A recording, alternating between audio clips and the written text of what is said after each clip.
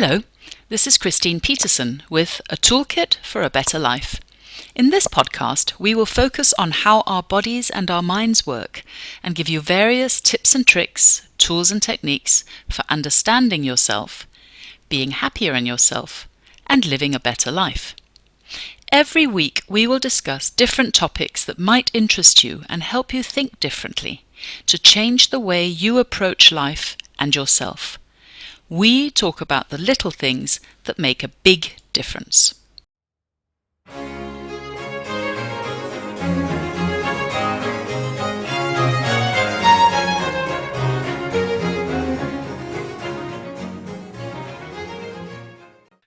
Today I'm talking with James Moffat, an entrepreneur, an IKIGAI guide, and business strategist. Based on more than 20 years of business and life experience, thousands of people have benefited from his comforting sounds as an inspirer. He has helped rediscover, empower, and transform the lives of his clients on their business and personal life journeys. He has appeared on numerous radio shows, international podcasts, he's featured in entrepreneurial magazines, and he's been guest speaker at many events and has presented to thousands of people so far in his career. So hello, James. How are you today? Hi, Christine. I'm well, very well, thank you. And what an intro. Beautiful. Thank you, James, and well merited. So it's going to be great to talk with you today. Today, we're going to talk about IKIGAI. We're going to find out what it is, why it's so important, if everybody should do it, and what are the results that people can get from IKIGAI. So let's start with the first big question. What is IKIGAI? Great question, because I never knew either. So when someone said to me, IKIGAI, I said, what? So it's actually derived from two Japanese words, Iki, so IKI, meaning life. Well, there's lots of interpretations, but basically it means life. And Gai, which was actually pronounced Kai, or it was spelled Kai, K-A-I originally, and then moved because it was easier to pronounce Gai. So G-A-I is the second part. So there's Iki and Gai. So Gai actually means purpose. So if you found your Ikigai, you found your life purpose, your reason for being. Wow, that's really big. Why is it so important to know your Ikigai? Because throughout life, we should question things. And if you don't know your Ikigai, so you don't know your true purpose in life, then you're never really knowing your true self. And we can meander through life, never really knowing who we really are. So therefore, we're never really bringing out the true value and the gifts that we hold within ourselves. So once we discovered that, it's really, we have the answers inside. It's just about rediscovering what they are, and not easy to find. That's why you need particularly a guide to help you. I understand. What was your turning point, and how did you get involved in IKIGAI? Yes, I've typically had many international jobs in sales and marketing, and traveled the world extensively, but particularly throughout Europe. And in the various different companies I worked for, very much international, I was traveling a lot. So basically on a plane every week. And at the beginning, it was something enjoyable. I was young at the time, and I loved traveling from one country to another. And yeah, it was a great experience. I mean, visiting all these different countries, staying in good hotels and restaurants and meeting clients and getting paid for it. So but the years can take its toll on you. And as I got older and wanted a family, then having the first kid wasn't so bad, but then we had three. We were planning a second, and we're blessed with twins.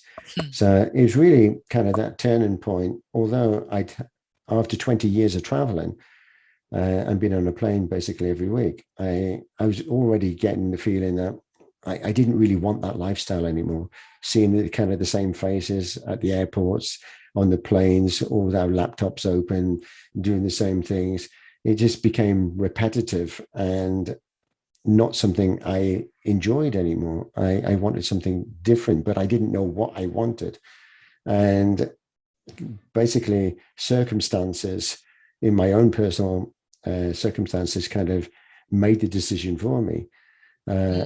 Because having two more children, so having twins with a 3-year-old already, and living in the country that's not neither my wife's or my own, we didn't have that support mechanism around us, and we didn't have family. We had friends, but there's only so much you can ask for friends to support you, and so therefore we didn't have the family support mechanism that we could rely on. So it became extremely difficult looking after 3 kids on our own and trying to maintain a full-time job that was international travel. And I knew it would become a problem at some point, but I kind of let it linger on rather than doing anything about it because I didn't know what else I wanted to do. This is something I'd been doing for 20 years. So I knew at some point I have to approach my boss and I have to say to him that the traveling, I have to really cut it down or do things as remote as possible, but still maintain kind of the client experience and the job. And I had an old school kind of boss, and he didn't take too kindly to that. And he said, no, you're here basically as a salesperson. You have to be on a plane every week. You have to travel. That's what is expected. And if it's going to affect your travel, then basically you can look for another job. So it did affect the job because I couldn't travel. I didn't want to travel. And my circumstances, being at home with 3 small kids and 2 being babies, then yeah, there's just no option to travel at the time. And I asked, I can do so many things out of hours when the kids are sleeping. I can work remotely. We've got the technology, which is quite ironic because you kind of forced down that route today. But then this was more than 6 years ago now. It wasn't the norm. And even though we had the technology, we didn't leverage on it. So my turning point was basically I was fired. I lost my job. And I really didn't know what to do. And I didn't really care too much at the beginning because my focus was on the family. And there is an unemployment scheme, which was okay. So I didn't worry about the money. And it was more the sanity of not having to go to do a job that I didn't particularly enjoy anymore. So that was my turning point. But getting to know about Ikigai was something, was not something I was planning. I didn't know anything about it. And how I got involved in that was basically being unemployed. The unemployment office, the advisors there put you on a number of different courses, how to write your CV and things like that. And I went to see, because you couldn't really refuse these, or they would say, all right, you don't get paid for that month.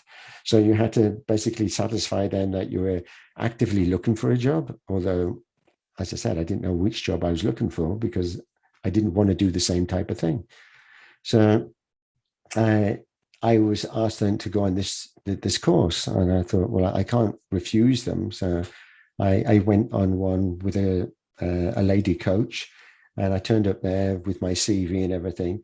And she looked at my CV and said, well, there's actually nothing wrong with it. Why don't you want a job like that? And I said, well, I told her the situation. I said, I couldn't travel. And yeah, this is all I've known. And I wanted to do something more locally and work either remotely or, not far from home. And she said, well, I think the biggest problem with you is you don't know who you are. And I said, well, of course I do. And she said, well, who are you? I thought, well, trick question. So I said, well, I'm James, of course. And she said, no, you're not. I thought, well, last time I looked, I was James. And she said, no, that's just a name. That's not who you are. Who are you? Who is James? So I said, the father of three children. And she said, no, that's a situation. She said, who are you? Who is James? And every time I answered, she said, no, no, no, that's not you. Who are you? And I thought, how can it be so difficult to answer such a simple question? And I said, I don't know. I have no idea who I am. And she said, well, you're not alone. She said, there's over, I mean, she was quoting 98% of the population, but anything over 90% is still shockingly bad in a way that is a lot. So she said, you're not alone. The majority of the population don't know who they are either. They exist and they don't live. And there's a huge difference between existing and living. Although for some countries in particular, it's not even easy to exist. So, but she said that, yeah, people exist. They do basically, they go to work, they get up in the morning, go to work, they pay their bills, they have the 2.4 children, the family dog, the holidays and everything. And for some, they enjoy that. But for others, that's an existence. It's not a living. Living is doing something that's meaningful and purpose driven. And it is basically leverage on the gifts that you were born with to actually go and share with the world. And I thought, well, I definitely don't do that. And she said, you want to know, well, who you are? And I said, please tell me. And she said, no, you're going to tell me. And I thought, how can I tell you? I've just told you I don't know who I am. And she said, you have all the answers. You've known yourself longer than me. So all the answers are there. It's just nobody's asked you the right questions. I thought, well, that kind of makes sense. So she says, I'm just going to unlock the doors to these secrets and you're going to tell me. But I'm going to ask you the right questions that are going to unlock the doors. I thought, well, that all kind of makes sense. So this is basically where we started. So if she said, if you want to know who you are, then basically come back every week for basically 6 weeks. And then we do these 2-hour sessions. And then you'll know exactly who you are at the end. So that was kind of my introduction into Ikigai. And as I said, I never knew what it was. And ironically, she was an Ikigai coach. And this is what she did. She wanted to help people find their purpose, because then it's easier than to find a job related to their purpose than just finding a job, because you need to steer your CV and everything towards what it is that you're looking for. And because I never knew what I was looking for and I didn't want what I had, then I needed to find out who I was to start with, kind of that grounding, the foundation. And then once I've got the foundation, then I can build upon that. But I might find things that I want to do that I never knew I could do because nobody's ever asked me the right questions. It's really interesting. What are the questions? Yeah, so she explained what Ikigai was because I had no idea what it was. She mentioned it's a Japanese word, so it derives from, actually, for the people that live in a South Island of Japan, they call themselves, I can never pronounce this, it's a culture of Okinawa. I'll share it with you so you can actually see. But basically, it's a group of people that they call them these blue zones around the world. Blue zones are people that live longevity. So they live to, there's several around the world, but this one in particular of these types of people live longevity. So they've got the oldest living people on the planet. And why is it that they live this age is basically because they follow the philosophy of Ikigai. Ikigai means that basically you're living a life of passion, something that's meaningful, something that you love. And therefore, there's no need to retire. Actually, people join this community, actually, when they do retire, because they want to go and do something afterwards and they don't know what to do. So you can either join it, you can join at any time in your life, basically, But once you've found your ikigai, your purpose, then there's no need to retire from things that you love. So why would you want to give up something that you love? You don't. So if you're doing something you love, then you have less stress because you're not working necessarily for a bad boss in a bad environment that's causing you the anxiety and the stress and being disillusioned.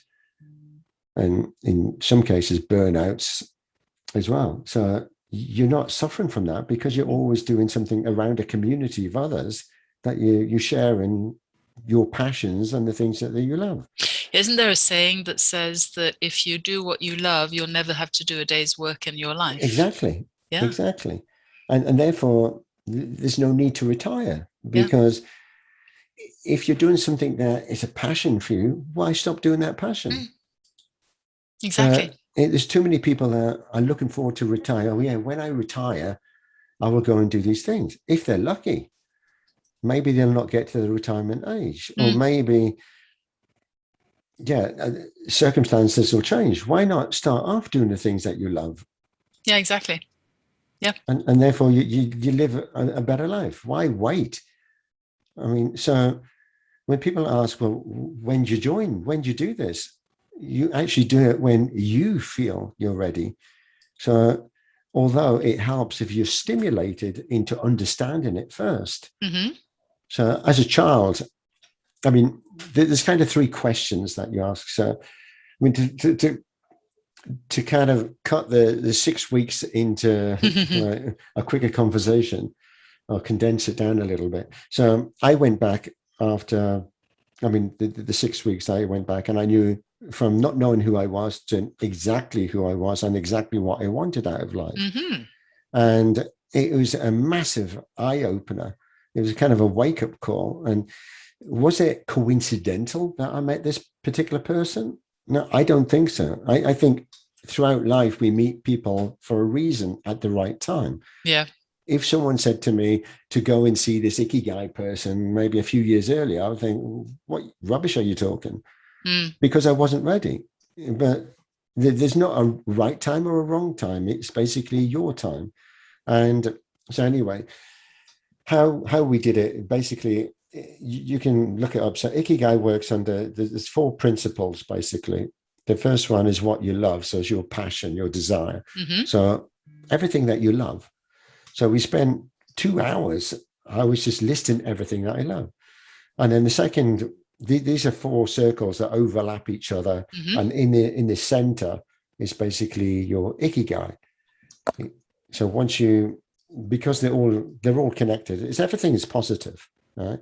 Yeah. So, and then the second one is what the world needs. So what could you offer the world from the passions and the things that you love? And then the third thing is what you're good at. So I might love something, but I'm terrible at it. So you should love something and you should be good at it. So if I'm good at it and I love it and I can see I could offer this to the world, then I could make a business out of it. And then the fourth one is what you can basically create a living from. So I'll come on to exactly what it was that was extracted from me. But so we spent 2 hours on each one of these, and then at the end, we could build up a pattern and we could see where it was going. And it was so exciting to do that every time I went, I couldn't wait to go the next week. And this 2 hours went so quick, I wanted it to be longer. And I was never so excited about discovering myself. Amazing. But I couldn't go there knowing the answer because I didn't know the answer, although I did know the answer, if you know what I mean. Yeah. I just didn't know until she asked me the question, what the answer was. So just as an example, so when she said, we're going to write down, I'm going to list everything that you love. So just tell me what you love. So I said, anything? And she said, yeah, anything. Just tell me what you love. And I thought, well, okay, then, since I live in Switzerland and I love chocolate, I was like, chocolate. I said, okay, I wrote chocolate down. So I couldn't see myself working as Willy Wonka in a chocolate factory, but maybe I could have. But I mean, so she just said, keep telling me things. Tell me what you love, right? So I said, okay, football. because I used to play a lot of football when I was younger, and I had a passion for playing football and used to play actually three times a week. And she's probably thinking, where we're going with this story. But anyway, and then the third thing she asked me, and the third thing I said was storytelling. She said, oh, storytelling, right, we're onto something here. So then we spent 2 hours talking about different things that I love. And then the next week we talked about the things that I'm good at. And I thought, well, storytelling came up again. So anyway, she could see a pattern. She said, now you've told me that you love storytelling, that you're good at storytelling. Does the world need storytellers? Yes. And could you make a living from it? Yes. Actually, it could be one of the highest professions. I mean, keynote speakers or public speakers can get paid a fortune if that's what you wanted to do. But I mean, storytelling in general, everything, life is a story. We all tell stories. So she thought, this is so powerful. And she said, but I want to know more. I want to know, right, although you've said storytelling, I need you to give me examples. So when did you first start telling stories? And I thought, oh, actually, she never said that. She said, where do you use storytelling? Because you've said storytelling. So where do you use it? I said, well, actually at work. I said, when I visit clients as a salesperson, I don't sell kind of the bells and the whistles and the features and functionality. I wrap it up into a story because a story is memorable. And if I shared a problem that another client that we have had that problem, do you relate to that problem? And they say, yes. And I'll say, this is what we did. And I share a story about another client. And then they say, oh, well, if it's good enough for them, then I would like that. So tell me more. So you're actually wrapping up the value proposition of what you're selling in a story. And I always did it as stories. So she said, what else? What other stories? And I said, well, at dinner parties, when people come around, I tell stories. And sometimes jokes, but I mean, a joke is also a story. Absolutely. And I didn't think anything more about it. I just thought like storytelling, like for business, and I tell stories. And then she said, I'm going to take you back, right, to the very first time that you told stories. So think back when you were a child. Did you tell any stories when you were a child? Now, don't rush the answer. Think about it. Right? And I'm thinking, as a child, did I tell stories? And I'm thinking to myself, actually, I did, which I couldn't remember. So this was like an aha moment, kind of something that I'd never even thought about because nobody had ever asked me that question. And as she was saying, you have the answers. You just need someone to ask you the right questions. Right. So I thought, I did. Yes, I did tell stories as a child. She said, well, what did you say? And how old were you? And I said, well, I must have been, I don't know, between 7 and 9, walking to school with friends. And they used to come around to the house and we used to walk as a group to school. And it was like a 25-minute walk to school. And the reason why my friends liked to walk with me, and there used to be a big group, because I told stories, which I'd completely forgotten about. Right. So she said, oh, well, what stories did you tell? I thought, well, actually fantasy stories and with friends. And I used to deliver newspapers as well. So I was paper boy. And my friends used to always volunteer to come with me. And not because they wanted to help me deliver papers, but they wanted stories. They want me to tell stories. And I completely forgotten all about that. And she said, you're a storyteller. You're a natural storyteller. You like telling stories. And you've always told stories. And I think, yeah, if I think back from there, always I've been telling stories. So that was kind of my introduction into basically Ikigai and the value of that and what you could extract from it. Interesting. Really, really interesting and fascinating. I'm happy that you told us about the 4 questions. And in fact, we can, if you go onto the internet to Google or whatever, you can look up Ikigai, IKIGAI. And of course, the 4 questions are, what do you love? What does the world need? what are you good at, and what can you create a living from? And of course, we're looking to find the center of all those questions. So another question, James, that I'm curious about, should everyone do this Oh, exercise? absolutely. Absolutely. Because there's actually three questions that you get asked during your life. And as a child, I mean, there's probably more, but three fundamental ones. As a child will ask at some point in their childhood, what will I be when I grow up?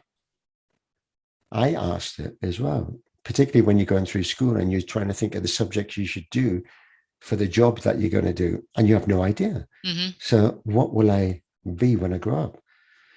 And then the second question, at some point in your midlife, once you've experienced different types, you ask yourself, which I did, I actually wrote a whole article about this, is you ask the question, what's it all about?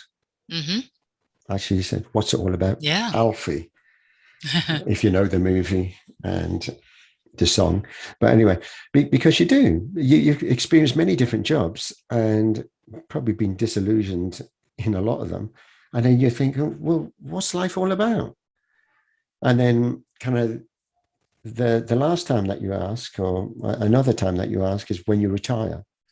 Yeah. So you've gone through your jobs, you've done maybe many different jobs, maybe, and never really found that true thing that you're looking for. And then you've come to retire, think, oh, not to worry, when I'll retire, everything will be fine. Mm. So then you ask again, what's next? Well, Mm. what do I do now? So kind of what's next in my life? And to me, these are three fundamental questions. So as I was saying, there's never a right or a wrong time to learn and discover yourself. Obviously, it helps the earlier because that's the foundation to build your life upon. Mm-hmm. But it doesn't mean that you kind of missed the boat and you've lost that opportunity. You can still find that and still live a meaningful and purpose-driven life at an older, older period in your life. Mm. Interesting. Yeah. Yeah, I agree. I think it's a very valid exercise for all of us to just take that time and go through those questions to find out more about ourselves. And that, I think, will make us happier people. Um, just a last question, James. What results will someone gain from knowing their ikigai? Yes, very good question. So there's actually lots of questions that you would ask before. So the results, I mean, for me, knowing who I was, Yes. people said, like, you often hear them asking it. You meet people at an event or something, or your neighbors, and they say, what do you do? And I know exactly what I do now. So it's having kind of that reassurance that I know my gifts. I know all the things that I've got a whole list of them. I've got a reminder on the wall of my ikigai, and it's something that's fluid, that never, it's not stagnant in the way that it's just that moment in time that they extracted that information from me. I'm always thinking of new things that I hadn't thought of at the time. So it's something that evolves with you. And so the results that I got from that were knowing who I was then enabled me to build that foundation of the things that I wanted out of life. Then my life had more meaning in it. So it became much more meaningful. I had a purpose now that when I do something, it's purpose driven because that's me. It's not something I'm doing because someone's told me to do it. I'm doing it because I believe in it. So there's so much value in it. It helps you then choose a profession that's aligned with your purpose. So, and a life that's aligned with your purpose. Yeah, in everything that you do. So it becomes basically your personal purpose statement in a way that I want to align myself with people that think like I do and companies that have the same ethics and purpose as I believe. So, I mean, once you know that, then it definitely makes your life easier because everything is then purpose driven. Of course, yeah, towards happiness, because you're doing the right thing for you.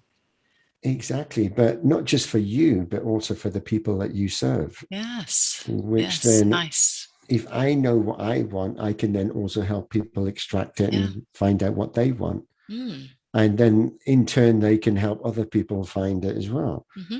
And it's not rocket science, and it's just asking the right questions and doing it in kind of a formula. So I don't just use Ikigai. I mean, I found Ikigai was fantastic to a certain point, but then I wanted to go deeper. So kind of way beyond Ikigai. Mm-hmm. And then because I still found that although I found all of these things that I wanted to do, and it gave me the results that I was looking for. And 6 weeks later, I couldn't thank kind of my coach enough. Uh, I then found I was a little lost in the way that how do I apply this now? What do I do? Mm-hmm. So then I went beyond that. I started to use kind of my business knowledge and what I'd learned previously on how to apply it then, and then to make sense of it and actually put it into fruition and make it work. Fantastic. Fantastic, James. So if we can wrap up this very interesting discussion, I think there are 3 takeaways that we've got. So if I can wrap up what you said, so Ikigai, by finding your Ikigai, you can know who you are, you can find your true purpose, and it will allow you to have a choice or several choices in your life. Absolutely. Yeah. And I personally, I feel that is missing. We don't feel we have choices because we don't know ourselves. Yes. Yeah. Fantastic. Thank you so much, James, for today. It was such a pleasure. You're And welcome. talk to you again soon. Yeah. Thank you, Christine. Thanks. Bye. Bye.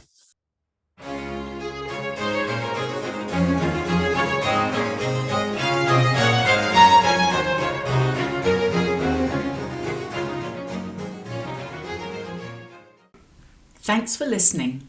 We'll be back next week with another episode. You've been listening to A Toolkit for a Better Life, produced by Christine Petersen. For more information and details on how to contact us, please see the podcast description.